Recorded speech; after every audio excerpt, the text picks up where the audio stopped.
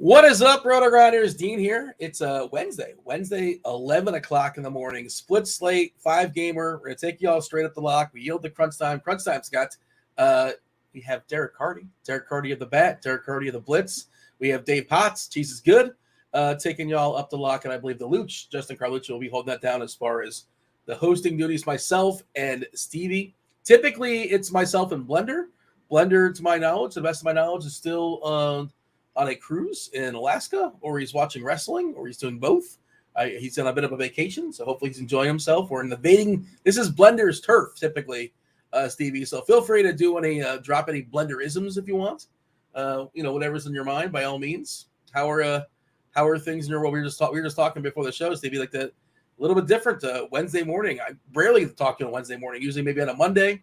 We usually pair up. But how's Wednesday? How's Hump Day treating you? I mean, I'm awake.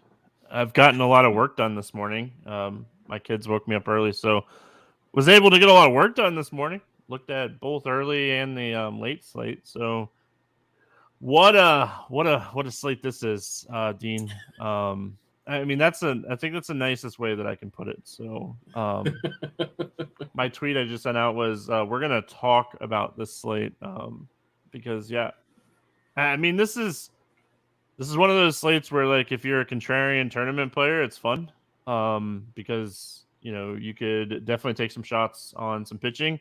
But if you're just someone that, like, hey, I'm gonna play Ryan and Gallen and try to build out a lineup, I mean, that's how I'm kind of approaching this slate. Yeah, we have most of the lineups out. No team has a team total above 5 today. Again, just a 5-gamer starting with Texas Pittsburgh at 12:35. Both FanDuel and DraftKings, they cooperated. They have the same exact slate, which is nice. Sometimes they get a little bit goofy, but same slate, so we can talk about it all. It's kind of one entity. Of course, there's differences. Specifically, we are still waiting for, it looks like, the Giants. Julien is leading off today for Minnesota, looking for some subtle differences. No Correa in that Minnesota lineup today. Yesterday, Jose Altuve was not feeling particularly well, so he left the game mid-game. I guess he's not feeling well today because he's not starting for the Astros. The day game following the night day. We got DeBone back in the leadoff spots. DeBone, Bregman, Alvarez, Tucker, Jose Abreu is still there. By the way, I didn't realize. I thought it was a kind of a flyer, the Jose Abreu contract. 3 years, like $70 million starting this season. So I was like, they should just DFA this guy. But I guess they can't. Not yet. But, man. No. They need to do something with him. No one is taking that contract. So no. It's $58.5 million for 3 years, but it's something wild. I know he had like a signing bonus, but that's why he didn't re-sign in Chicago. Like, Houston offered him so much. Dude's 36 years old. What are they doing? It's like a Miguel Cabrera type contract. Yeah, well, the Cabrera like thing, 500 less home runs. You at least had some good years on Cabrera, though. Like, when he was signed, I'm trying to think. The Marlins signed him, or Detroit signed him. I think he signed Detroit his big contract with He signed his big contract with Detroit. It was like an 8-year, $250, I think, something like that. Yeah, he's this has got to be. This is his last year. He has options next year, Dean. He doesn't. Does he really? Yeah, he has options next year. Oh man, he seems to have a great time. He had 5 home runs last year. Well, he had to get the 500, right? Like, he was just short of 500. I think he just kind of eked over. No, I mean, he hit 2021 is when he hit 500. Oh, okay. He's at I think he's at 506 or 507. So 5 last year wouldn't have done anything. You're telling me he's got a player option for next season? It's like one of those vesting options for 2024 and 2025. So 30 mil. They're both 30 mil. and he's an unrestricted free agent in 2026. So, man, I mean, good for him. But, like, is it? I guess he's just going to kind of stick around. And I suppose, to be fair, he's one of the best hitters ever. I mean, he it's not like this is a fluke contract. He definitely earned this contract. I mean, if you look at his career numbers, he's one of the best hitters in baseball ever. Triple Crown. I mean, just this guy is legit one of the best hitters that we've ever seen. And, early years, early Florida Marlin days and early Detroit days. I mean, he definitely earned this. Hitting multiple 30 home run seasons, and say, man, people slow down. I was lucky enough to catch one of his biggest home runs in his career in the World Series when he was 20 years old. You remember when the Marlins won the World Series in 2023? Like Dontrelle Willis was called up and Cabrera you mean was called up as well. 2003? What did I say? You said 2023. Well, it's coming. It's coming. He's going to come back. He's going to be back in the Marlins. No, it's not happening. Although they are, if you've seen the Marlins record, they're like, I don't know what it's been the last couple of days, but like 15-2 in one-run games, and their run differential is like minus 55, and like they're like a 500 team. It's ridiculous. They've been like, just like all the South Florida teams, they've been blessed with just like not losing essentially, or playing above their heads, I suppose. But I was at the World Series and I saw him hit a homer off. Supposedly it was going to be Clemens' last game ever. He said he was going to retire. Of course, he came back a couple of years later, but Clemens brushed him back, like almost hit him in the head. And then 20-year-old Miguel Cabrera hit like an opposite field homer in the World Series off the Yankees. And that game ended in a walk-off homer in the World Series. It was a spectacular game. Alex Gonzalez hit a walk-off homer off one of the Weaver brothers down the left field line. There you go. Good times for sure. 5-game slate. This is the kind of things we're going to do on a 5-game slate. Do want to say what's up to the chat? Kindly hit that like button. Do subscribe. Do turn on those notifications. Join the conversation. Steer the conversation. Help us figure out what to talk about for the next 55 minutes or so before we yield to Derek Carty and Dave Potts and the Luch. Again, this is typically Blender's space. We're happy to answer any sort of strategy questions. I know Blender's digging in all sorts of strategy stuff, and it's great content. And we can play the role. We can fill the role. Steve, you can play the role of Blender. Sure, why not? And it's not just screaming, play whoever you want. You can do that if you want, sure. But there's actually a method to the madness. Weather-wise today, looks pretty clean. No issues as far as I can tell. Roth, as far as I know, is still over in Ireland enjoying himself. But we do have ourselves a secret meteorologist. I'm not sure if you're aware of this. We can't say who it is because they're under contract somewhere, I guess. But Roth, I don't know where Roth found somebody who's legitimate, and they've been doing the forecast. Thankfully, there hasn't really been any close calls, in Roth's absence. But he should be back soon. But, nothing really going on. I'll drop this link in chat for the people. And weather edge-wise, is there anything popping there? I don't believe so. And nothing really, screaming like this is a plate. No, nothing really as far as weather edge when it comes to weather. Chad's asking about stacking Philadelphia. We'll talk about some pitchers. We'll talk about some hitters. We'll talk about some stacks. Happy to knock all that stuff out. You sort of like let the old cat out of the bag as far as the slate when it comes to pitching. It's not hard to get both Zach Gallen. You want to get Zach Gallen and Joe Ryan on your DK team. Like I'm playing a little cash just to get a taste of some contests. Like I wanted to play more because I just thought it was really, really easy to get those two, and I thought some people might goof up and not play them in cash games. So I'm playing some cash on DK. I'm going double barrel with Joe Ryan and Zach Gallen. And that's the other thing. You can prioritize them because there's no team that has a total above 5, right? 4-6 team total for Texas against Oviedo. Not a great ballpark. Oviedo's not spectacular, but nothing really says you have to play Texas today. They're fine, just like Stevie. Everybody else is fine, right? Pittsburgh's got a 4-4 total, and Arizona's got a 4-3 total, and Philly's got a 4-1 total facing Gallen. But they're pretty significantly, they have some good hitters, obviously, especially the front load. Chicago's got a team total below 4 because the White Sox are just really, really injured these days. No Luis Robert now. Like no Eloy, no Robert. Anderson's back, but it's a rough lineup these days for the White Sox. Of course, they're facing Cal Quantrill, who's not especially good, but that lineup is quite bad. Houston 4.5 and Milwaukee 4.5. That's Belak versus Hauser. That game disappointed me immensely yesterday. I had a lot invested in that one, and your boy lost a fair bit of American dollars. Although I did somehow min cash like the 121 on DK with like 97 points.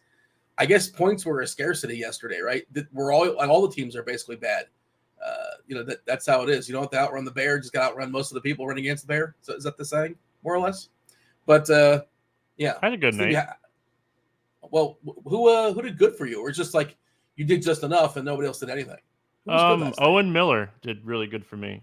He scored 29 fantasy points at 5% owned. Stolen base, home run. bunch of RBIs, good hits. Just like a last piece in kind of Seattle stack build. Yeah. And I mean, like I was very high on Milwaukee, so I was like, hey, I'll take some shots on Owen Miller. He was hitting 6 yesterday. Just happened to be on like the team that didn't like completely implode. So it had Ty France, it had JP Crawford on it, who both hit home runs, and it had Cobb and Darvish. So it was one of the few teams that I had like good pitching combinations. Yeah, I mean, I had good combinations with pitching on a few different teams. It's just the bats didn't do anything yesterday. I think Houston was one of my highest owned stacks yesterday, Yep. and they goose egged against Colin Ray. So it was just one of those days where it was one of those teams that had a few home runs, and it did really well. It was one Seattle home run away from winning a bunch of stuff. So it would have been nice, but oh well. And the one thing that everybody got right was Jorge Soler homered in Coors against the lefty. Like that was everyone was shocked that happened. He crushed that ball too. It wasn't 458 feet, I think it was. Dead center, he smashed that ball right off the bat. You knew it was gone. Remember to thank your tout for telling you to play Jorge Soler in Coors against it's a Gomber or something like that. Now that they're looking out for you. You definitely, nobody else would have saw that one coming. But yeah, Soler. And it's a small sample stuff, but I was looking at his numbers versus lefties. It's just outrageous. It will be the highest in the league in both ISO and WOBA. They played tonight in Coors, but we're talking about. We say we talk about today and today only because DFS from this morning, and this morning only in DFS the 5-gamer. We did get the Giants lineup, by the way, so we have all the lineups, which is nice. Giants lineup just dropped. It's Wade, Estrada, Haniger, Conforto, Sable, Yastrzemski, Schmidt, Crawford, and Wisely versus Joe Ryan. San Fran's got a 3-3-4 team total. I guess we could start there with Joe Ryan, and he's awesome. Joe Ryan is definitely taking the leap forward this season. 30.4% as far as Ks. The walks, Stevie, 3.7% walks. That's awesome as well.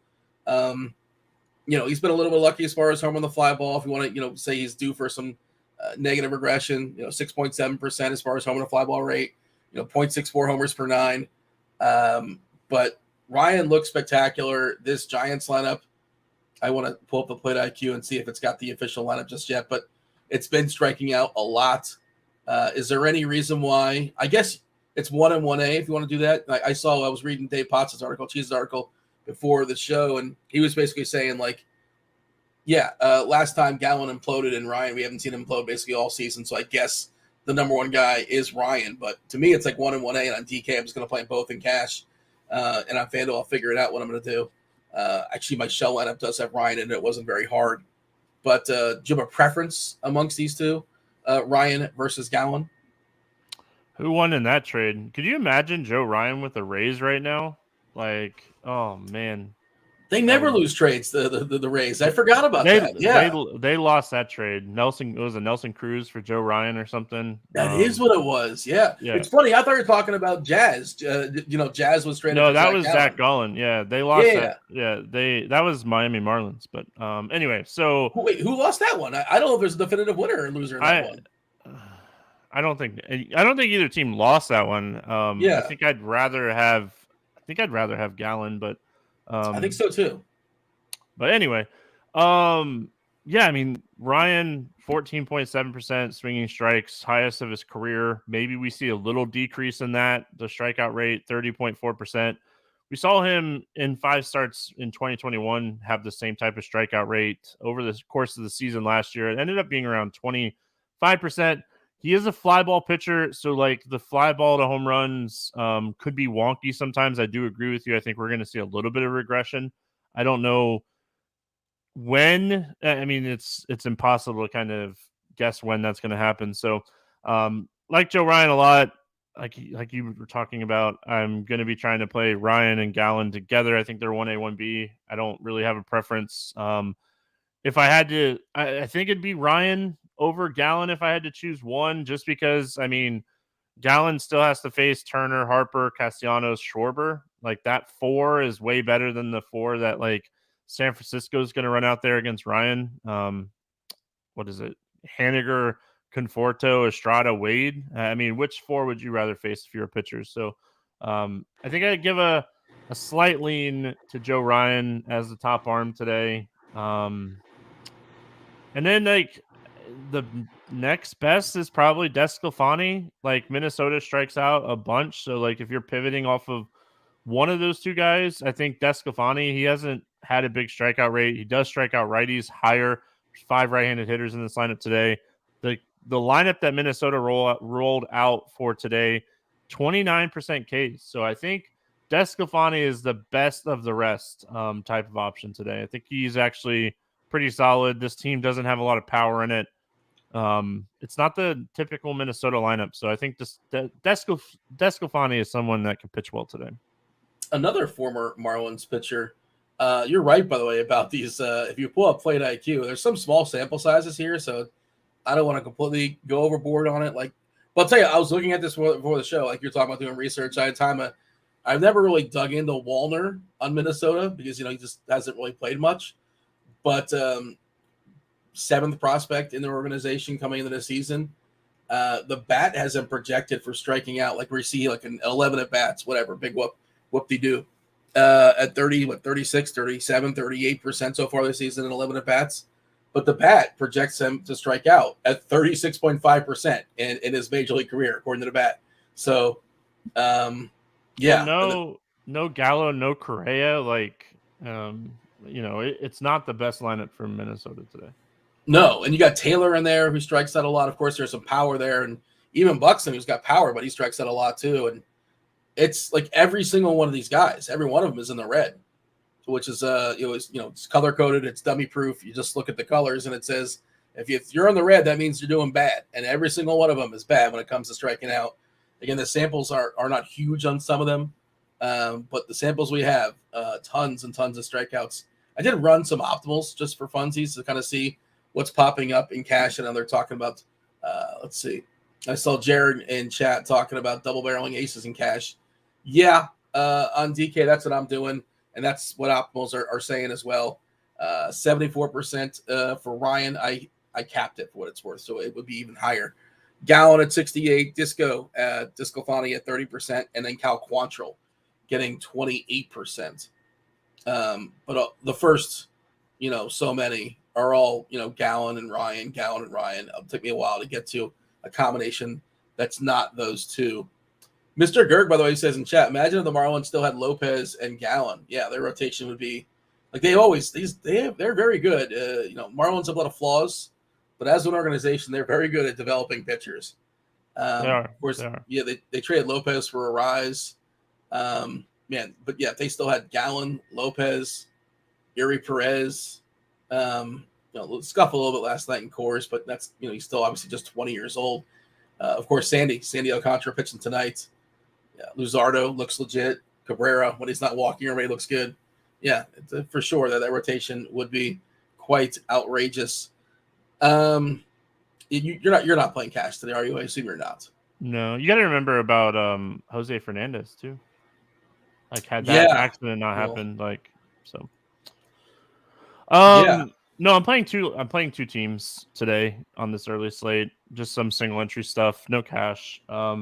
One Ryan Desclafani, one Ryan Gallon. I mean, I'm not overthinking this slate by any means. Yeah, man, that lineup for Minnesota makes me think Disco is pretty interesting. 7.5 total, by the way, that's a pretty low total there. Like you said, no Correa. Gallo's the sort of the push pull. Like sometimes you kind of sort of want him in the lineup because he's going to strike out, but sometimes you don't want him in the lineup because he might homer. Right? You want Wallner or Gallo? Like that's what you like in the back of your head. You have to remember, like Julian or Gallo. Do you want like these guys that don't have power that still strike out, or do you want a guy that might hit 2 home runs off you while still striking out twice? So I mean, Taylor being in the lineup over Gallo is fantastic. 35% Ks.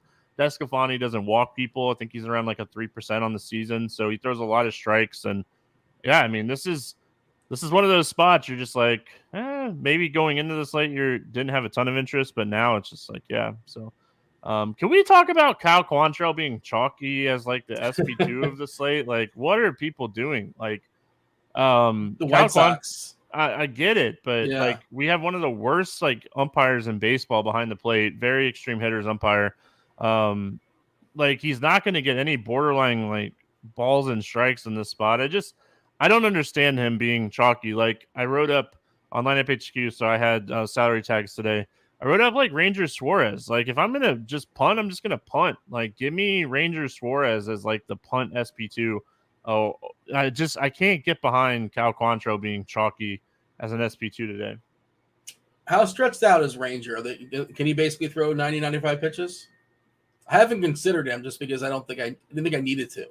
But, I think he's probably going to be in like the 75 to 80 pitches here range. Okay. So I think he's only had one start, right? At? We're projecting Ranger Suarez at 73. So, yeah, I mean, he's had 2 starts. 2 starts, yeah. 72 and 66. 66 last time out was 2 innings. Drilled in that game. 3 walks, 5 hits, couldn't throw any strikes, 4 earned runs. Still kind of a quick hook, right? 2 innings. 66 I'll take his -2 over the -10 for Quantrill. I mean, and like, what's the upside for Quantrill? Because 13% strikeouts on the season. I mean, again, I know the Chicago lineup's pretty bad, but what are you really hoping for if you roster Quantrill? All I know is I look at this slate and I'm saying, how do I play Quantrill when I can get Descafani and just punt a bat somewhere like instead? I just can't do it. Like even if you're not playing Ranger Suarez, just play Descafani and take one of your big bats out of your lineup and find somebody else. Yeah, Mr. Gerg says lock in Quantrill's 11 points. Like you're kind of just like it's almost like a bet at like somebody else imploding that you really can't see imploding, right? Just kind of. You can't really predict that Gallen's going to, be bad, or you can't really predict that Joe Ryan's going to be bad, but that's sort of what it is. And obviously it would give you a little bit more wiggle room and a different build when it comes to your hitters. Maybe you spend up you need like Yordan Alvarez or something like that. Maybe that's the thought process. And if he homers twice, it makes up whatever the difference is and then some. Other pitchers that are throwing baseballs today, Michael Kopech, Oviedo, Hauser, Bielak. Kopech was really good last time out. Even Kopech's better than Quantrill. Like Quantrill has a 12% K rate. At least Kopech has like a 23.5% K rate, and Cleveland doesn't strike out, but there's no power in this lineup either. I mean, Naylor is in a fantastic spot. Jose Ramirez is in a fantastic spot. Don't get me wrong, but I mean, if you're just looking for an SP2 to be different, I mean, I would play Kopech before I play Quantrill. Yeah, 2.15 homers per 9 in the season on Kopech. That's been his issue, giving up home runs. Walks too, right? 13% walks is a problem. Fly balls, 49% fly balls. The Ks have been pretty good at 23.6%. But like again, he was good last time out, but I don't know how consistent he's going to be from one start to the next. I think it was 10 Ks and no walks, if I'm not mistaken, last time. And like good for him, but I wouldn't assume he's going to repeat that. I suppose it's possible, right? But prior to that, 6 walks, that's way too many.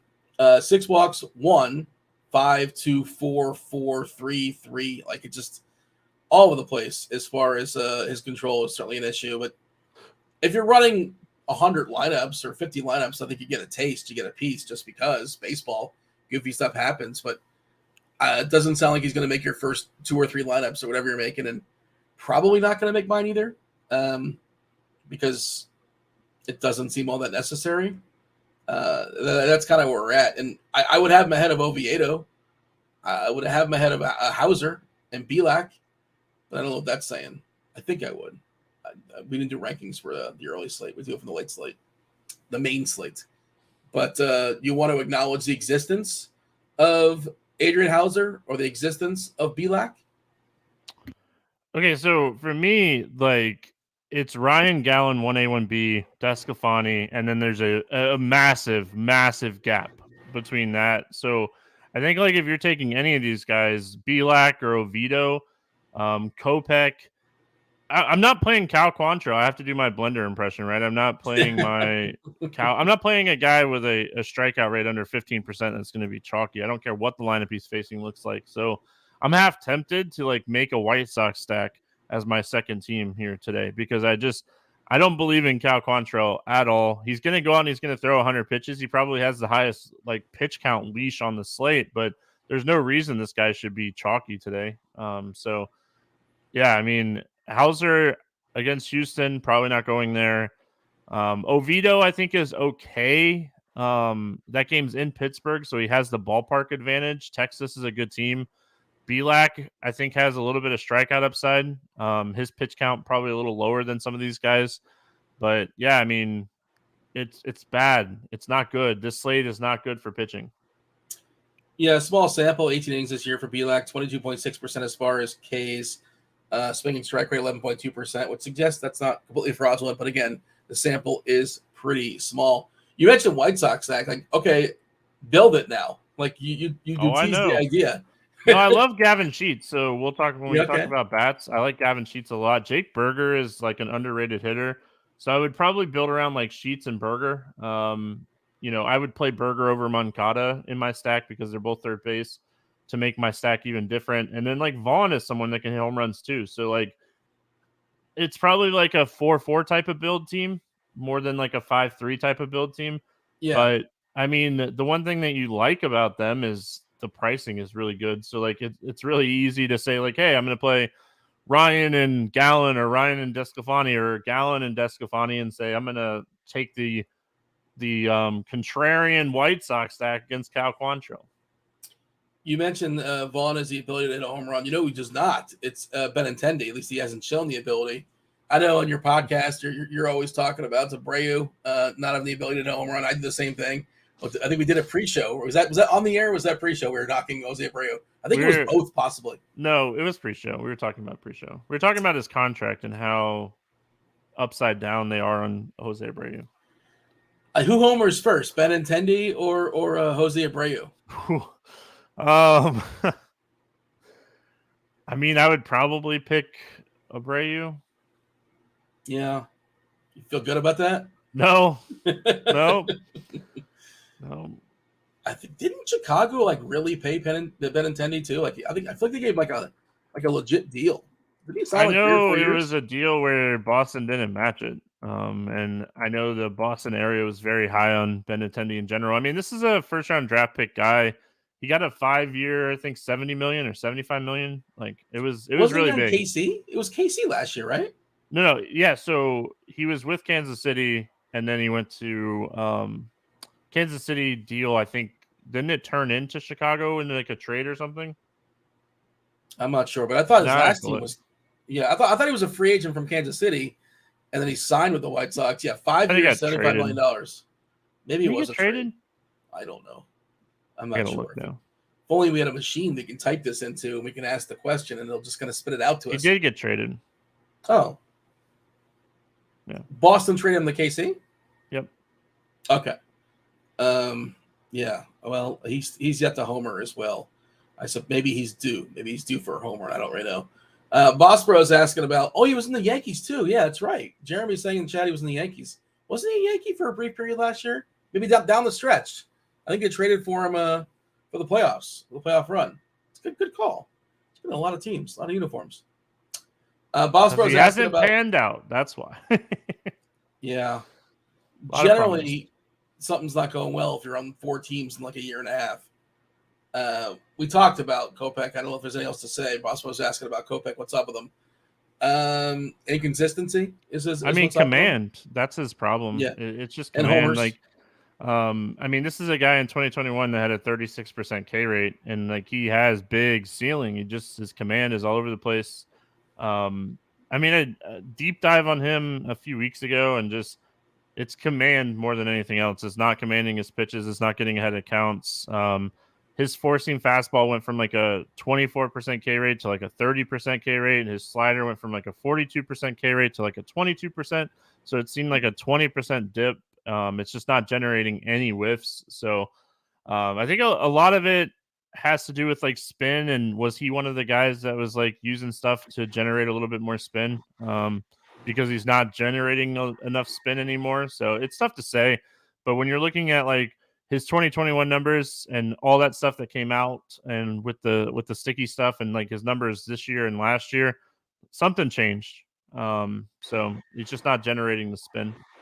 What are we, like a year or two removed from the whole sticky stuff, like the situation? End of 20.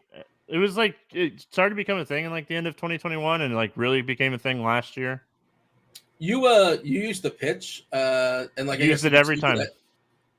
Yeah. Do we have any conclusions now from this whole situation? Like, what have we discovered? Does this mattered in any way? Is this whole thing? I think a lot of pitchers thought this was kind of nonsense, right? Like, Once you get past like high school level and you get into like playing semi-pro or minor league baseball, the baseballs are wound so tight they're just really tough to like grip. They go really far when you hit them. I mean, I think pitchers need a little bit of defense when it comes to that. So, I mean, and does it help you? Sure, it does. I mean, I'm not going to sit here and say like I didn't generate more spin on a curveball or get natural movement with a fastball, not using that stuff. But I mean, it's hard to grip a baseball once you get like if you ever go to a Major League Baseball game and get a foul ball, and then you go to like a sports store and buy like a $3 baseball compared to like a $15 baseball, you can feel the difference in like how tightly they're wound.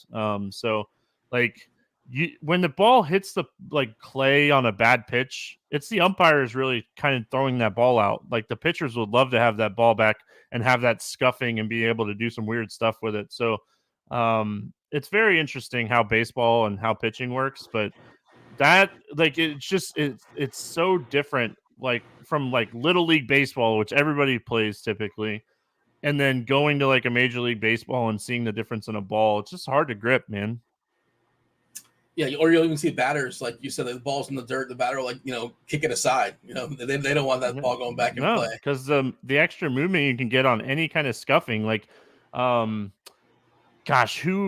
Ryan. If you ever go back and like watch old Nolan Ryan videos, there's videos of him holding his glove down by like his belt, and you can see him like moving his hand. He's like trying to like scuff the ball a little bit with his belt.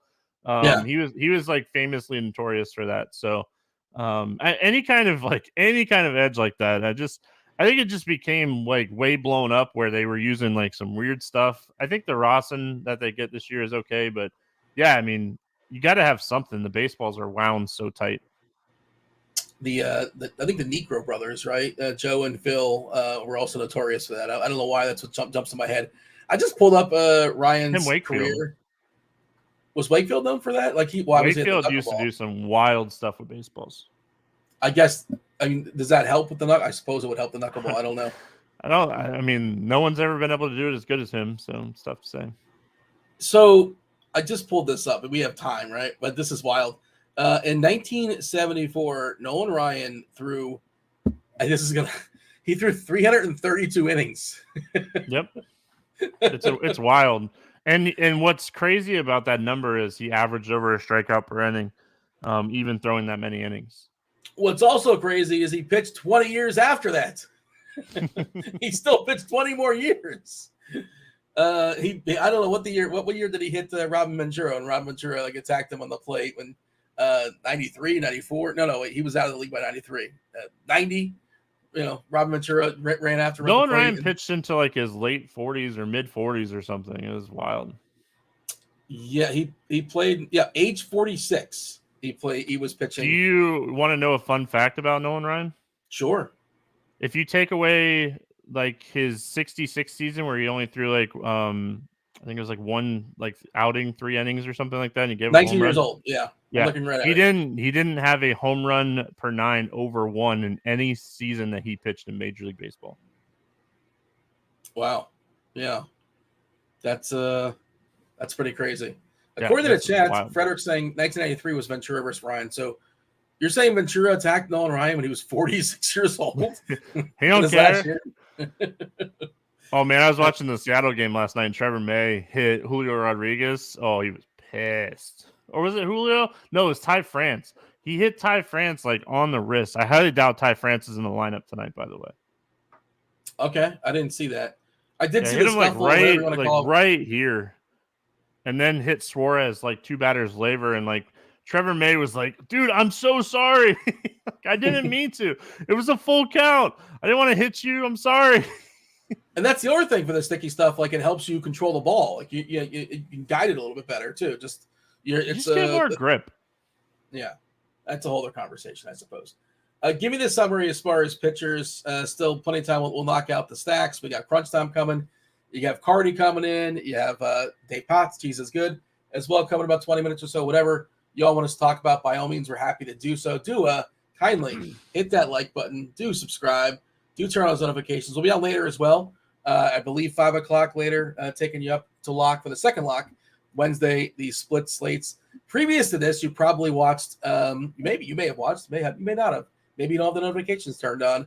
But Will's show, the Take Your Pick'em show, where he talks about player props and things of that sort. Underdog, prize picks. Do check that out. 10:30 Monday through Friday before the lines, adjust, before they get corrected. He will help point you in the direction of some lines that are vulnerable and that you want to exploit. But he'll jump around from site to site, but typically it's mostly player props on Underdog and prize picks. So do check out that show. But give me the summary as far as arms. We'll talk some bats in a second. Yeah, I mean, I think both of us are in agreement that it's Ryan and Gallen up to the top. DeSclafani, I think, with the lineup that Minnesota rolled out, I think DeSclafani is the best tournament pitcher on the slate because he's not projecting for as much ownership as the other guys. The lineup's really bad. There's a lot of strikeouts in the lineup. So I think tournament-wise, getting DeSclafani makes a lot of sense. And then after that, I mean, it's just you're hoping for 10 to 15 points from anybody else on the slate, whether it be Bielak, Kopech, Oviedo, Quantrill, Hauser, Suarez. You're just honestly hoping for like 10 to 15. You're hoping for Ryan or Gallen in the scuffle is what you're hoping for, really, I think. Yeah. Right? Yeah. I think that you're like the baseline. We're getting 10 points, and hopefully those guys. You're hoping those guys get 18 and your other guys get 15, and you're saving a ton of salary to make it work. But I mean, what bats are you paying up for? Houston, maybe, but like bats on the slate, we haven't talked about them yet, but bats on the slate stink. Just run down the ownership real quick. You kind of referenced it a couple times. Ryan getting 62% on DK, Gallen 48. Again, double barrel in cash. Really, really easy to do. Highly recommend that if you're playing cash games. You mentioned it a couple times. Quantrill getting 30%. That's more because of the lineup he's facing, not because Quantrill's good. 13% K rate is unspectacular. And DeSclafani at half that at 14%. We didn't merely mention Martin Perez, but he's throwing baseballs too at 13%. Kopech at 10 is kind of sort of somewhat interesting. I suppose if you're running a bunch of lineups, I'm not getting there in the few. At least I don't anticipate getting there in the few that I'm making. FanDuel, for what it's worth, it is interesting that Ryan is twice the ownership of Gallen. He is also $500 more. You can make a nice Ryan lineup. I did that earlier today. But 40% versus 21%. Ryan, a little bit better form right now. And, of course, the lineup is a little easier to face in San Fran as opposed to Philadelphia ballpark. I think a little bit better, too. Quantrill getting 14%. Perez at 6%. Everybody else in the single digits.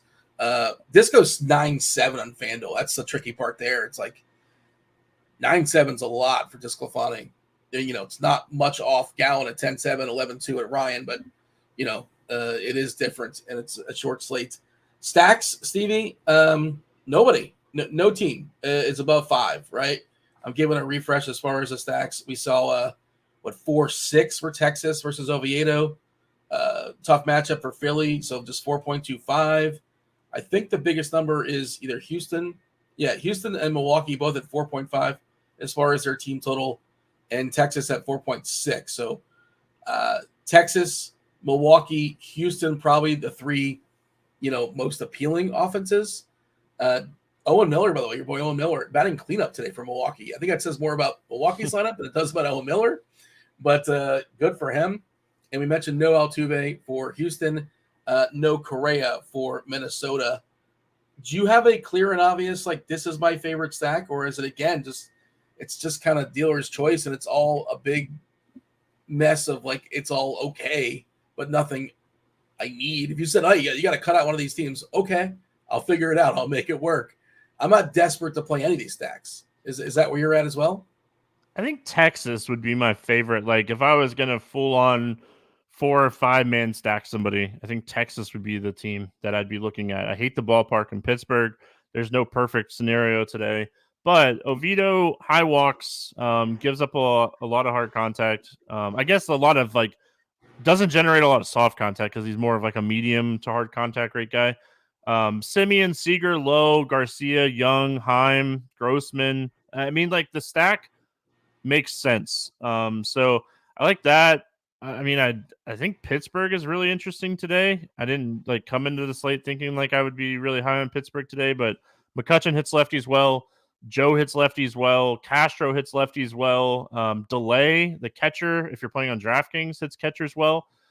So some interest there. I think Cleveland against Kopech, we talked about Kopech a little bit. We talked about his home runs and how he struggles with them. So a Ramirez, Naylor, Arias stack makes a little bit of sense for Cleveland or Bell. But Naylor is a guy that I like a lot today. I ended up with him quite a bit when I was building out on FanDuel and DraftKings. So I think that like Naylor and Ramirez should be like one of the highest owned guys. Him and Jordan Alvarez, probably the two best hitters on the entire slate. So you want to stack Houston, but the lineup looks like garbage. Yeah, well, I mean, this is kind of their. Is there anything besides Altuve it's missing? I'm trying to think. There's no. It's just not your like typical Houston lineup. It feels like, right? Brantley banged up, Brayu's not Altuve good. out. Yeah. Brayu. We got Maldonado back as far as catching. He's not spectacular, but he's cheap. Under 100 home runs to hit in a home run in every ballpark. You know that? He has under 100 home runs, but he's homered in every baseball park? Yep. I think only 4 or 5 guys have done that. Under 100 home runs. It's like one of those like weird fact. I know you like your like trivia stuff. Yeah. I thought it was interesting when he hit home run. That's hard to do. So he's got like what 35, 40 at home or whatever, and then he's got like one in every other ballpark, or 1 or 2 in every other ballpark. It's really funny, right? That is an interesting fun fact. But somebody mentioned Quan. Quan steals bases. I think he's got 9 in the season. And Kopech, we always talk about Thor as far as a guy you can steal bases on. Kopech is very vulnerable as well. In just 50 innings this year, he's given up 9 stolen bases, 15 last year in 119 innings, 10 the previous season, and 69 innings. He is really vulnerable to the stolen base. So if Quan gets on, really good chance he goes. Jimenez, too, for Cleveland. He hasn't been stealing bases a lot lately, but it's been more of just not being able to get on base than anything else. He's a guy that can steal bases as well. Boss Bro wants your thoughts as far as a Pittsburgh stack on Martin Perez. I know historically he's a guy we would like pick on, and he would just always go like 5 or 6 and give up 3 runs or so. It just never seemed to work. Good ground ball guy. He just finds his way, at least historically. This is like kind of watching the games. He just gets those double plays when like it matters, it seems. But yeah, Martin Perez gives up a fair bit of homers this year, 1.46. The fly ball is about 40% actually. Pittsburgh stack. I mean, you can stack anything today. So if you want to stack Pittsburgh, I'm not going to talk anybody out of it. How would you build a Pittsburgh stack? You mentioned delay. I mean, Joe is really good. He's really cheap. So like if you're double barreling, he's someone that really stands out today. You play him in the outfield, he's 3,400.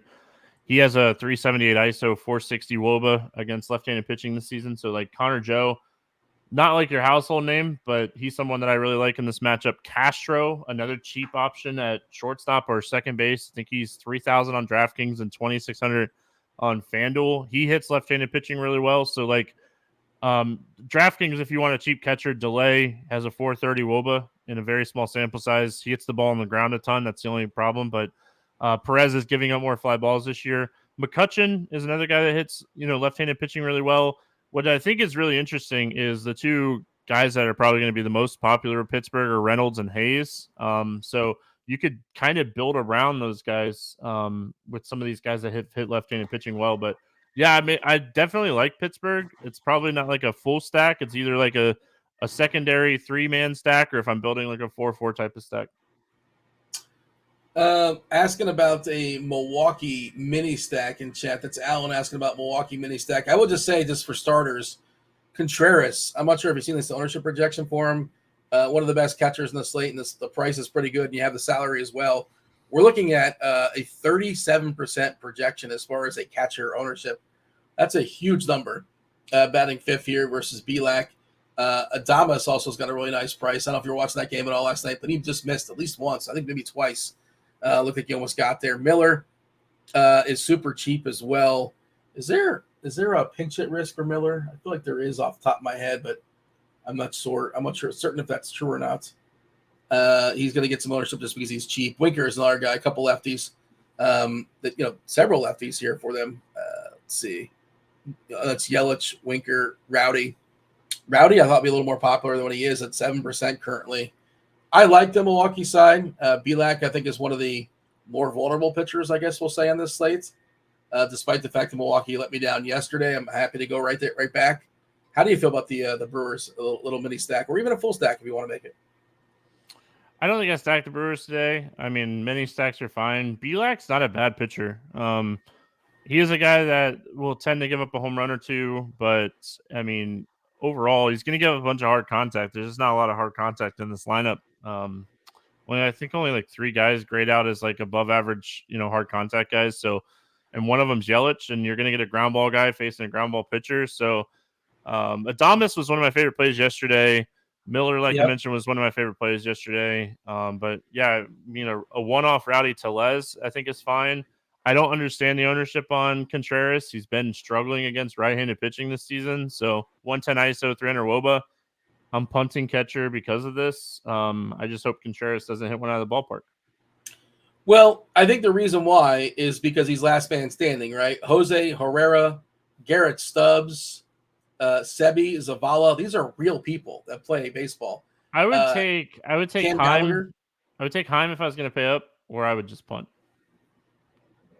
Yeah, I think that's an interesting idea because Heim has the ability to hit the ball out of the ballpark, and he's more expensive, and his ownership's going to be distinctly different. I like that thought process. Sable, Jeffers, Maldonado. It's just he's the best of the nonsense that's there, essentially. But it's probably not good chalk, and that's what you're saying, and I think I agree with you. But I'm not saying I wouldn't. I would still consider Contreras in a Milwaukee stack. Maybe it's not the best a la carte piece if you're just playing one, a one-off. But for cash, he's probably in my cash lineup for what it's worth. Let's see. Daryl says Hayes has been terrible. Yeah, he's not been great. Is Hayes in the lineup today? Yeah, there he is. Okay, yeah. 3. I didn't see him for some reason. Boss Bro is talking about the strikeouts in that Minnesota lineup. We kind of talked about that earlier.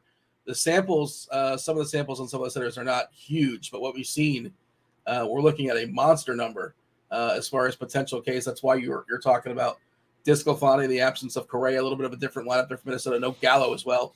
A Minnesota lineup that has a lot of Ks and there's no Gallo in it. 29.2% according to the Plate IQ. Again, some small samples, but a lot of strikeouts potentially in that lineup. Do you have any homers for the people and anybody you think if you're going to throw some darts, you're going to play the role of TJ and Spidey, throw out a Spidey bomb? I don't know what your version of that would be, but it's got to be like NASCAR related, right? Have you thought about this? Has this been something that's come up as far as your homer calls? No, nope. You have the game, I just call them homer calls, Dean. Yeah, how boring is that, Stevie? You gotta have a gimmick so that people get excited. Listen, when you've been doing this as long as I've been doing, Dean, I was talking to somebody yesterday. I was like, I've been with RotoGrinders since 2012. If anybody's curious how long I've been with RG, 2012. So it's been a while. So when you get this old in the industry, you're just, hey, it's a home run call. When were you I'm trying to think. Were you here before or after Noto, or about the same time? About the same time. Chopper, same thing? About the same time, yeah. Beer? I think I was before Beer. Right around the same time as Beer, I think. But yeah, been here a while, man. I think the site was 2011, October 2011. So that's 2012. When it's debuted. Yeah, I'm almost positive. So, where do they find you? How did you discover each other? The easiest way to put it is like Cam was local to me, kind of local to you too. He's in Orlando at the time, so just a relationship built out of that. You sort of met online somehow. Did you guys know each other or no before? Okay, no. And somehow you got to talk and you met in FanDuel chat or something like that, and then it's like let's grab a drink and whatever, and then 10 years later, that kind of thing. Yeah, I think it was more of they needed someone to do something and I could do it. So, and then I started doing baseball content because they're like, hey, baseball really well. So, yeah, it's the rest is history. But we make the joke all the time that my FanDuel account's one of the oldest FanDuel accounts that's still actively playing. So. Let's see. Carlos Santana Spidey bump. Oh, home run. Random home run today. Gavin Sheets. Carlos Santana has 5 stolen bases. That's I couldn't believe that's he never really stole bases, right? I know they made the bases bigger. They're not that much bigger, but good for him. He's still in bases these days. Yeah. A few questions here in chat. Is Cleveland going to be chalky? J-Ram's going to be popular. He's about 30% on DK, and on FanDuel he's like 3.5. So I think he's going to be pretty popular over there as well. I think Quan will get some ownership too. 40% J-Ram on FanDuel. Like, what's the number where you're like, just like, no, I can't roster. I mean, you can. Obviously, it's lineups. It's not players, right? There, shout out to Blender. But like 40% J-Ram, 35% J-Ram on DK. If you roster him, 30, I guess I should say. I misquoted. Quan's at 15, Arias at 15. So collectively, it's not terribly popular, but it is pretty interesting. He's very popular. He's very popular today. But I think you could still play him, right? We're not just going to cross him out. Just how you play him, I guess, is the conversation. Frederick says, is a homer given up by a pitcher equal to a right turn by a driver? I think that's a NASCAR question. Hey, I mean, there's more road courses now, but I don't think so. Oh, yeah, because they're always turning left, and if you're turning right, you're probably in trouble. Is that what's going on there? Yeah. I'm not a NASCAR guy, but yeah, there you go. We should have crunch time coming in a few minutes. You got the Luch, you have Derek Carty, you have Dave Potts. You said you're making 1 or 2 lineups or so. Have you settled? Are you locked in as far as this is my team and that's that? Do you want to share who that made is? a couple lineups on each site. Do you want to? No Jose Ramirez on either DraftKings team, for what it's worth. Okay. I'm trying to think who would the alternatives be at third base. Let's see. One of my teams has Rivera from Arizona, hitting third today, and I told you that I was debating on a White Sox stack. I pulled the trigger, and it's Jake Berger. So, yeah, I don't mind a little bit of. I'm not going to go full White Sox, but I don't mind a little mini White Sox. I did a 4-4 White Sox Texas build as my second team, for what it's worth. So I liked it, and I like the leverage that you can get off of Quantrill being popular. I don't get it, but yeah. He's going to go out and put up like 15 now to put egg on my face, but there's no way, like in any scenario on any slate, that I'm playing a chalky Cal Quantrill. Like any scenario. Like he could be facing Detroit today, and he could be chalk, and I wouldn't be playing him. Like it just it just doesn't make sense to me. That a 12% K rate guy, it's against this terrible Chicago team. So, but yeah, I mean the K rate is so minimal, 13%, I believe. By the way, you picked salary's a thing, obviously, but you picked at third base. You're talking about playing Berger over your namesake, Josh Young. You talk about a Texas Chicago, double stack, but I guess that's a salary thing, or maybe you just happen to like Berger more. I mean, definitely a salary thing. I prioritized Seager and Heim at Texas for sure to make sure I got those 2 guys in. But yeah, I mean, Chicago is cheap, so you can kind of build around them being cheap. I played Benintendi too, just because you were talking smack against him, and I feel like right when you were talking smack against him, he's going to home run, so I had to play him. If you believe the mush is real, and it's nonsense, but if you believe it's real, I did say you can't play JBJ the other day, and he homered, which I don't know how many home runs he has all season, possibly 2, maybe 1, I don't know. But there you go. I mushed them into banging one out. What's the Benintendi home run prop today? I should take care of that too. It better be at least 12-1. And even that's probably not good. Let's see. Let's pull it up on Scores and Odds. Is it even on the board? It's got to be at least 12-1, right? 13-1, 14-1. I'm pulling it up now. All right. As I'm pulling it up, I have a question from Alan. 2v2 doesn't specify cash, tournament sites, or anything, but just best you can do with Carroll and Ahmed, 2 guys in Arizona, versus 2 guys on Texas, Seager and Grossman. I think I like the Seager Grossman. There's one piece of either one of those I don't love, but Nick Ahmed, he's good throughout his career against left-handed pitching, but he's still not my favorite, especially when he's probably only going to get 1, maybe 2 at-bats against Suarez. So, yeah, I think I'd go the Seager route just because I think Seager could outscore all 3 of the other guys. I mean, Caesars has Benintendi at 7-1. Get out of Oh, town. I'm telling you, man. Get out of town. Like, stop. They're it. on to something. They're on to something. They're on to making money. Yeah, well, I mean, they said Dean's talking smack about Benintendi today. We got to get that home run prop up.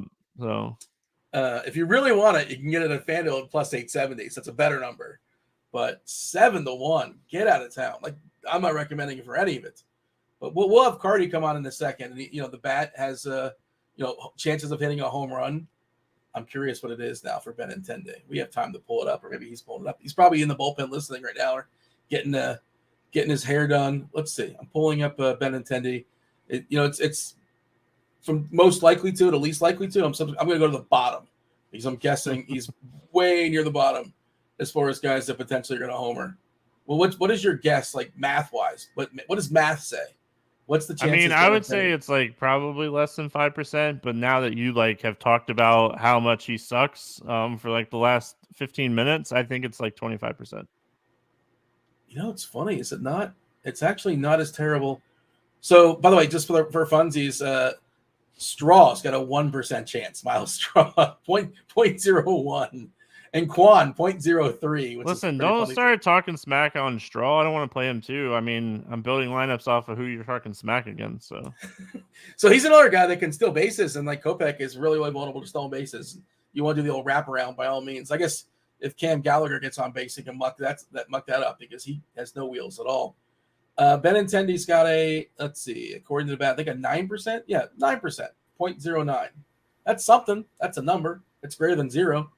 All right. We spent a lot of time killing some time as far as Anthony Benintendi. Anthony Benintendi, he's got a 0% chance. I don't know who that is. It's like his cousin who's like a mechanic. He's not going to homer anywhere. But it's Dave Potts. It's Cheeseisgood. It's the Luch. I guess Carty is coming in shortly. But Dave, question for you. Dave, who homers first? Is it going to be Benintendi or Jose Abreu? Who hits their first homer of the year? And when does it happen? Tell me that too. I mean, can we just say neither anytime this year? No, I'll go. Benintendi will hit one first, like sometime next month by accident. So it's got to heat up a little bit in Chicago. Yeah. That's the thing. Yeah, you play a guy in Chicago long enough, he doesn't have to hit the ball well to hit home on accident.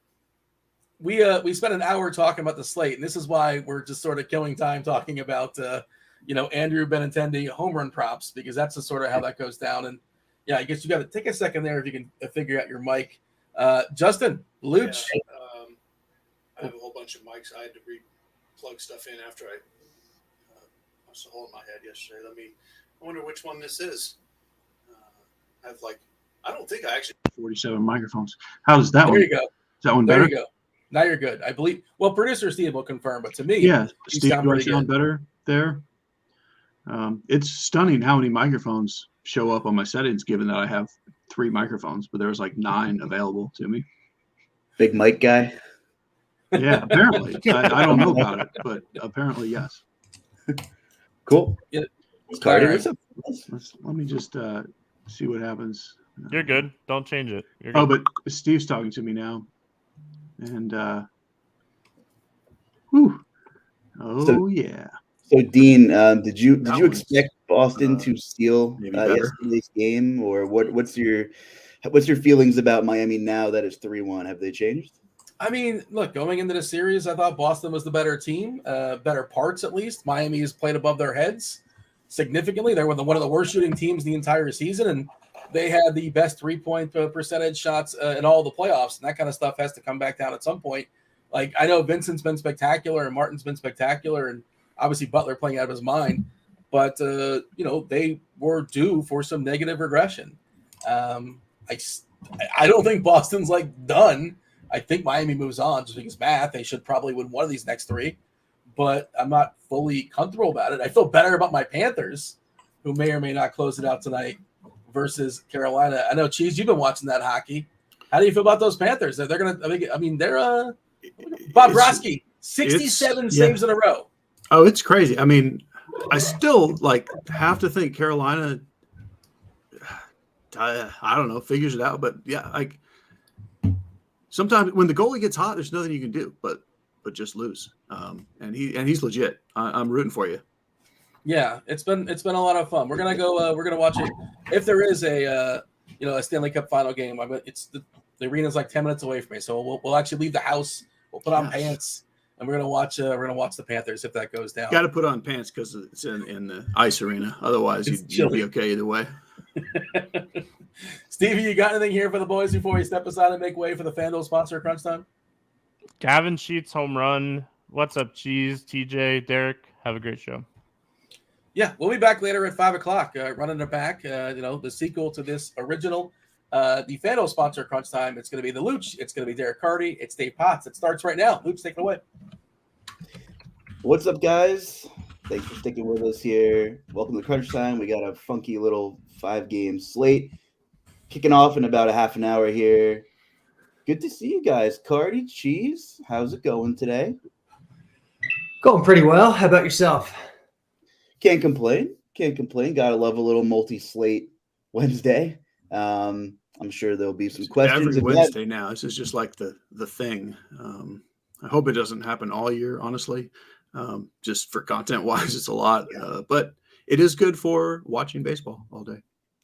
Agreed. I know I was doing a lot of main slate stuff, and I'm like, oh man, there's a 5-gamer at 12:30 sandwiched between here. Should be interesting though, nonetheless. Before we get started, some quick housekeeping things. First of all, drop your questions in the Discord. I see a question about, is it Carty's 25th birthday yet floating around in there, by the way. Happy belated or early birthday, Carty. 25, right? Congrats. Oh yeah, 25. Love it. You look great.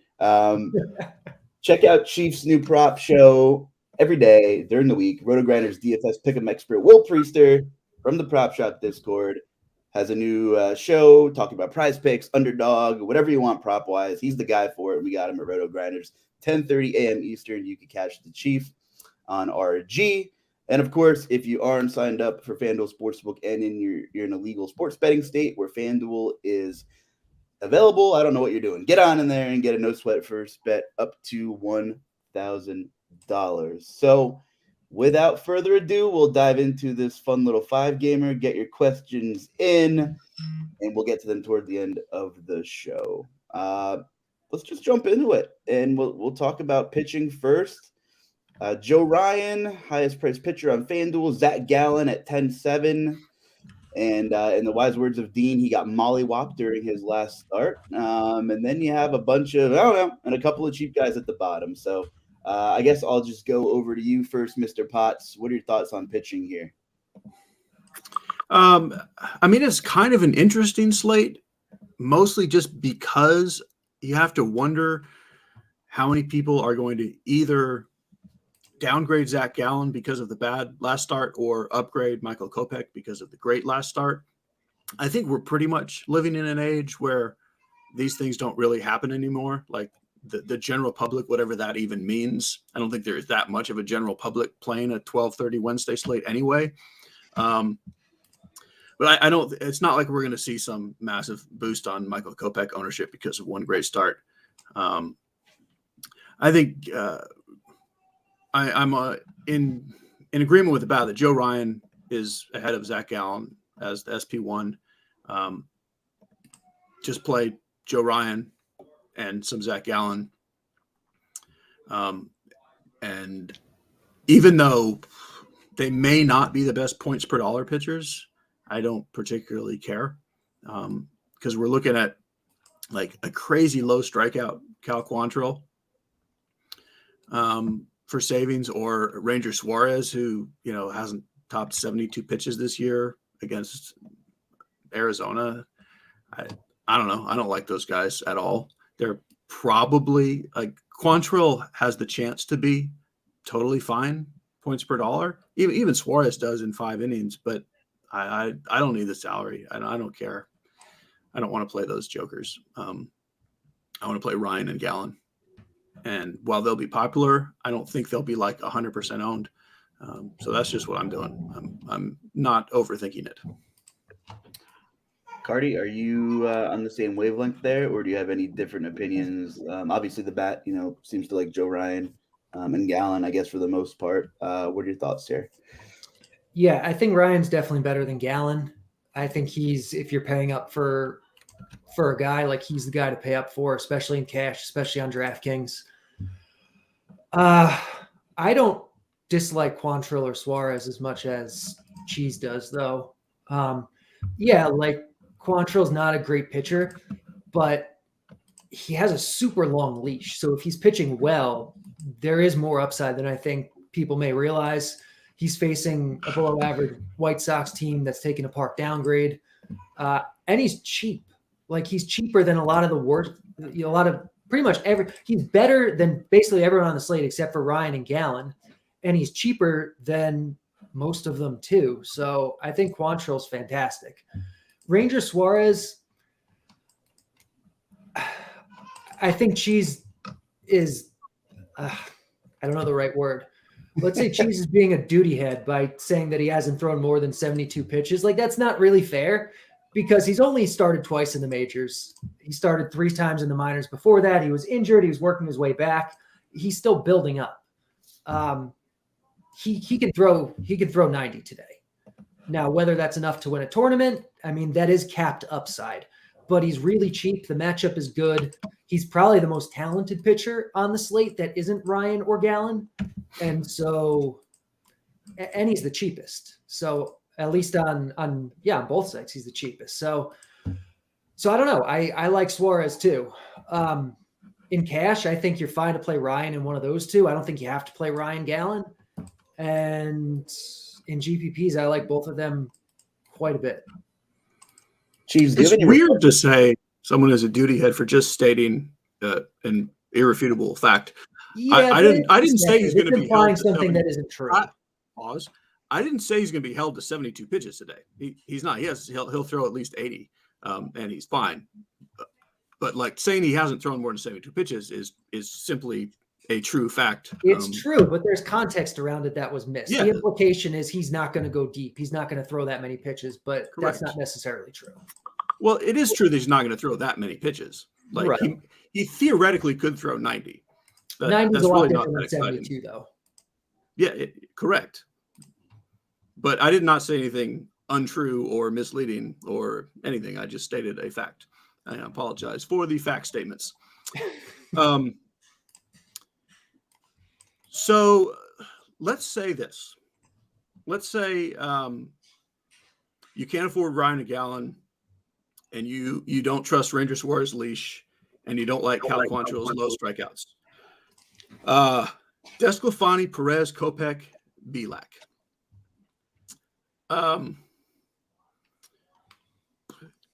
Give us a little bat context into what you think Michael Kopech may or may not be moving forward. Like, do you see anything to that last start worth considering? I mean, he was a top prospect. We know he has good, if not, stuff probably isn't great, but it's definitely good stuff. He throws hard. He has pedigree. The problem, of course, is that he walks everybody, gives up 1 billion fly balls and 1 billion home runs. So even with great stuff, I think his upside is always going to be capped until he can get at least one of those 2 major issues under control. And I don't think he's shown any signs of doing that. He's also in a tough matchup against a Cleveland offense that does not strike out at all. This is like the stone lowest strikeout offense that you can face, but it's a 5-game slate. If you want to throw a dart on some upside there, sure. I prefer him in terms of upside to Desclafani, to Belak, to Oviedo, so I'm okay if you want to take shots on him, but I do prefer Quantrill. What about Perez versus Kopech? I probably take Kopech for the upside. Perez projects a little better, but I think Kopech's upside's higher. All right. That works for me. Right. I am officially also Kopech does have strikeout ability, but this is not the day that even if he does to really chase it. So that's corner. And like I said at the beginning, I don't think we're still at the stage of DFS where a bunch of people are chasing that last start. But if you are, I would maybe wait till next time. Who will be the bigger duty head from Wednesday's Crunch Time? Tune in Thursday to find out more. Cal Quantrill walking 13% of lefties this season, only gets 3 of them. So I guess that's good. He had some issues with them last year, but it kind of has doubled this year. We'll see. I don't know. I never what's get good is that the White Sox stink. Like that's right. That's what's good. Like I hate the White Sox. I think they're a horrendous baseball team. And as far as like the projections go, I'm not really anti the Quantrill projection at all. It's just a matter of this. Like I don't really need the salary. It's not that hard to get Ryan and Gallen. But I do, for the record, agree that Quantrill is the best points per dollar cheap option for sure. Cool. Get your pitcher questions in. We'll circle back to them. I want to move to some bats here. So let's go around the diamond here. We'll start with catcher. Let's see. 5-game slate here. You don't need a catcher on FanDuel, but doesn't mean there are some guys in some good spots. So, Chiefs, we are here. And, I lied. There's really no one jumping off the page today. I mean, you got Jonah Heim against Aviado, but FanDuel-wise, you are seeing single-digit ownership pretty much everywhere. So, anything on catcher for either site you're interested in, Chiefs? I mean, there's pretty much no catcher outside of a stack on FanDuel. I mean, maybe William Contreras. And even in stacks, kind of Jonah Heim is really even the only thing you care about. So it's pretty much just a DraftKings position where you have to play a catcher. I do think Contreras is a little underpriced. But it's a fine day to just punt catcher and play like Jeffers or Herrera or Zavala or Maldonado. I don't care which one you play. I mean, this is not like there's some reason to like one of them. It's just I want to play Gallen and Ryan, so I'm going to just play a cheap catcher. Carty, you have anything else to add? Yeah, I mean, William Contreras is the guy that, I think makes the most sense, but it's fine to just punt it because it's a crappy position. I think Jeffers is the best of the cheap guys, but, whoever works is fine. All right, let's move on to first base then. Better options here, both sites. Weird seeing Bryce Harper with the first base outfield dual eligibility. I won't get used to that for a while. Talk to me about first base here, Cheese. What are you looking at? So I guess I'll use this as the opportunity to say for the first time of a few times, I do think this is a completely viable day to play a hitter against your pitcher on a 5-game slate. Like I have Bryce Harper in a Zach Gallen lineup. But with the salaries where they're at, like Rowdy Tellez, Nate Lowe, Josh Naylor, Christian Walker, I like all ahead of Harper. And then on the DK side where we don't even have Harper, there's no expensive first baseman. I like Christian Walker the best, but like it's, Naylor's a little too cheap. I'm quite happy with Tellez and Lowe. Those 4 guys really jump out ahead of the pack. Yeah, I'm surprised Naylor's not a little more popular. Carty, anything on first base you want to add? Those are kind of the main 4. I think Tellez and Naylor are the most appealing at their prices. I think Lamont Wade is interesting enough in GPPs. He's leading off. He's got the platoon advantage. He's against Ryan, so no one's going to play him, but you're going to get a little bit of leverage. And honestly, it's not like any of those guys are like awesome plays. Like Wade projects only a point off of the top first baseman on the slate. So I think he's interesting in GPPs. All right, we'll move on to second base here. Mr. Marte and Semien looking to carry a decent chunk of ownership. FanDuel, see a couple other salary savers tagged by Stevie Jimenez against Kopech and Rodolfo Castro against Perez down the line there. Chiefs, talk to me about second base. I would say Semien is very clearly the best play, but like he's wildly more expensive, especially on FanDuel, but even on DK. Like Marte and Jimenez are close enough that with that big of a savings, again, this kind of goes back to if you want to play cheap pitching, then you can get Semien, and he is the best guy here. But I'm totally happy with Marte and Jimenez. The punts beyond that are mostly on the DK side. Like Edouard Julien at 2,900. a reasonable punt. Rodolfo Castro, a reasonable punt. But basically, it's kind of like first base. It's kind of clear who the top group is, but it's not like anything is just super amazing on this slate. So I don't think you have to get them at all costs. All right, Carty, over to you.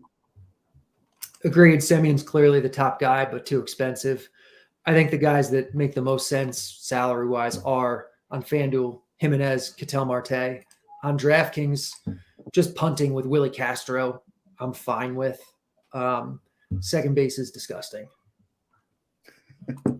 Yeah, it's pretty ugly. We'll hop over to third. Get your questions in the Discord and the YouTube chat, and we will get to them momentarily. Third base, Jose Ramirez, big ownership number, a lot of expert blips there on lineup HQ. And Cheese, yours is one of them. So Jose Ramirez, talk to me. So essentially, Jose Ramirez and the two Astros in the outfield are like the chalk of this slate on the hitting side. So I think at some point you want to make some kind of decision. Are you playing Alvarez, Tucker, and Ramirez, or are you playing one of them, or are you playing two of them, or are you splitting them up? To me, third base is not strong enough to really want to fade Ramirez as much as I'm willing to play some different outfielders. So I guess I'd say he's my favorite chalk to eat. He's not even that much more expensive. Like the salary gap between him and Bregman and Hayes is not as big as the gap between Semien and Marte and Jimenez, which just makes Ramirez even the better play. So yeah, I'm on board with the chalk there. Carty, what's your Ramirez take? Anybody else you're looking at here at third? He's clearly the top guy. He's the guy I would want to get to.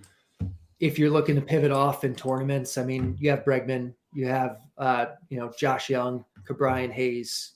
There are other guys you can play, certainly guys in your stacks.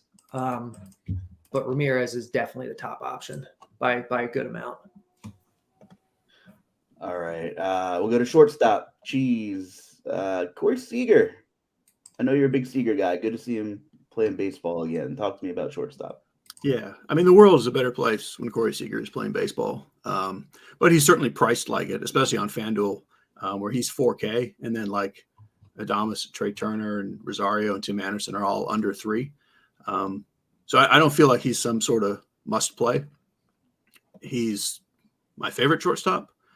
But like, again, going back to the gap at positions, like his gap is not as big as the Jose Ramirez gap at third. So I'm perfectly happy with Willie Adames, like Jeremy Pena, Tim Anderson, Rosario.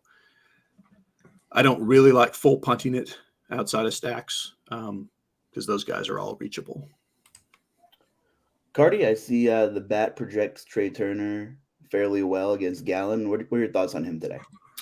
I think Turner's a great GPP play because more people are going to be playing Seager, Adames, and for good reason. Like they're good plays. I think in cash, you're definitely looking at them. Probably Adames on DraftKings, Seager on FanDuel, and they're going to carry plenty of ownership in tournaments. But Turner doesn't project a whole lot worse. You get leverage off a Gallen. You get lower ownership. I think Turner's really appealing. I think Rosario in your Cleveland stacks, Pena in your Houston stacks.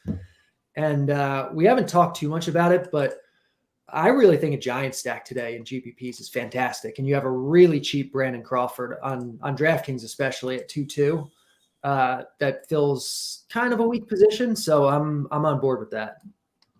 All right. Let's move on to outfield so we have some time for questions. Looking at FanDuel, you have two mega Houston bats carrying a ton of ownership here, and Tucker and Alvarez. And of course, Byron Buxton on a 5-gamer against Disco Stew is going to be owned as well. What are your thoughts on these Houston guys, Cheese? And who else do you like here for tournaments? Yeah. So like I said, at third base, the Ramirez and then the Alvarez Tucker, that's your mega chalk on the hitting side. I love Alvarez and Tucker, especially Tucker on FanDuel with that goofy salary. But I'm not just going to play every chalk bat in every lineup. So officially, like I'm a little bit under the field on Alvarez and Tucker. I don't feel fantastic about it, but that's just what it is. I like high-end pivots like Buxton, Adolis Garcia, Harper, Brian Reynolds. Most of the cheap stuff is in stacks, although, like Gavin Sheets is someone I'll play on his own. Connor Joe on DraftKings.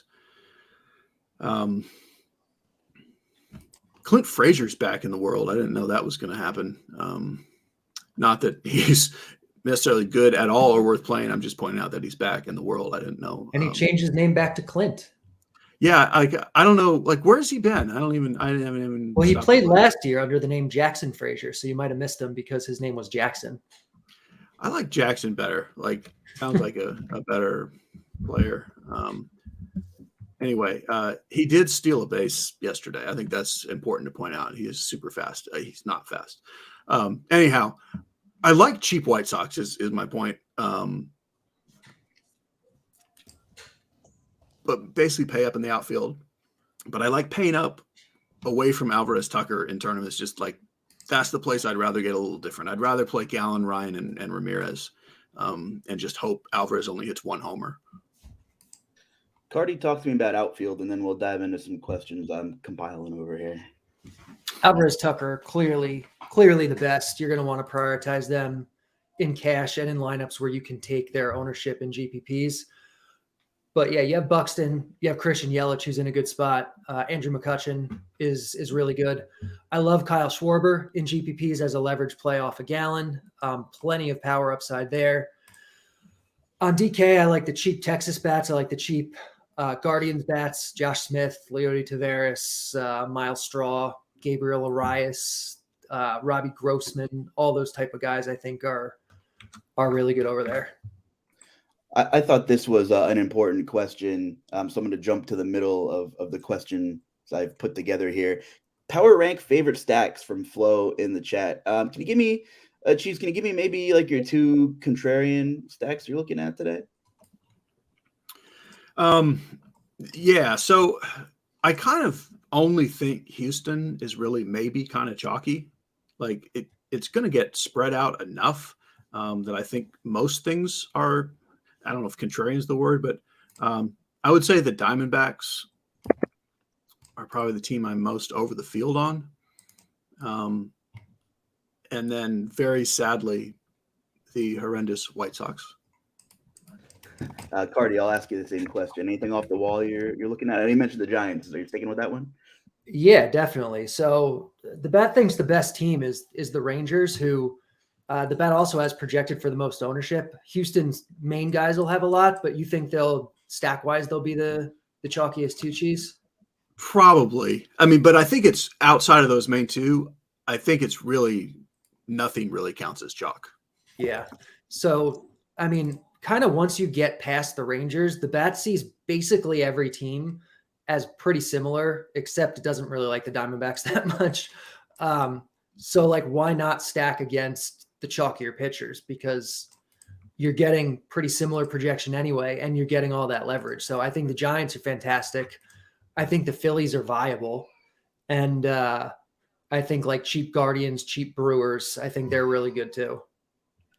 Got a question from SHB Ball in the Discord. DK Cash question for you, Cheese. Gavin Sheets or Robbie Grossman today? I would play Sheets ahead of Grossman, but I don't feel strongly at all. Okay. Chad in the chat. Been waiting a while for this one. Thanks for sticking with us, Chad. Carty, favorite two pitchers for DK Cash today? It's Ryan and probably Quantrill. I think you can make a case for Suarez. Gallen, I think, is unnecessary. You can do it, but I think you're throwing money away. Okay. Pretty open-ended question here. Biggest bat of the day from Dean in the chat. I guess who's your favorite overall hitter? Highest upside, Chiefs. I'll ask you. I mean, it's definitely Yordan Alvarez. Like, I officially have a little more Jose Ramirez just because of the position and what I think of the ownership. But I mean, Alvarez is certainly the most likely to score the most points. Got a question from K-Town's finest, Carty, for DraftKings tournaments. Thoughts on Minnesota today? I like Minnesota. Like I said, most of the teams on this slate are all like the same, so you can really stack any of them. Minnesota projects the best point per dollar on DraftKings, at least. I have to look on FanDuel, but yeah, you can definitely stack Minnesota. Got a 2v2 in the chat from Flo. Minnesota. Would you rather have Simeon and Tavares or Dubon and either Garcia or Tucker for tournaments? Carty or Cheese, whoever at this rate. Simeon, Tavares, or Dubon and Tucker? Like, as much as I like Tucker, I think if you have a Rangers stack, like I would fill it out. I would go full Rangers and get Simeon and Tavares in. Okay. FanDuel single entry, Carty, are you okay with playing some Milwaukee and Cleveland pieces with Joe Ryan for a tournament build? Yeah, definitely. Okay. Last spot for the outfield. Cheese, would you rather have Tucker or Reynolds? So that goes back to the ownership piece. I mean, I would rather have Tucker. Like if it's a cash game, it's definitely Tucker. If it's a tournament, if you're not just playing full chalk everywhere else, I would play Tucker. Let's see. Thoughts on a pirate stack today, Carty? Got any love for Pittsburgh? Yeah, they're fine. They're everyone from. I mean, like there I said, are 10 teams, and like 8 of them are like tied, if yeah, not 10 exactly. of them. That's the right way to put it. Yes, they're one of the tied ones. So yeah, you can play them. All right. 12:29 here. Start hitting those save buttons on your lineup builds. Favorite cheap outfield for DK Cash? I'll leave the floor open to either one of you. If any of you guys have any cheap outfield cash options for DraftKings. So I mean, someone asked Sheets versus Grossman. I think those two are probably the two I would pick out at under 3K. Yeah. Okay.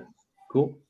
I think I hit all of the questions for the most part.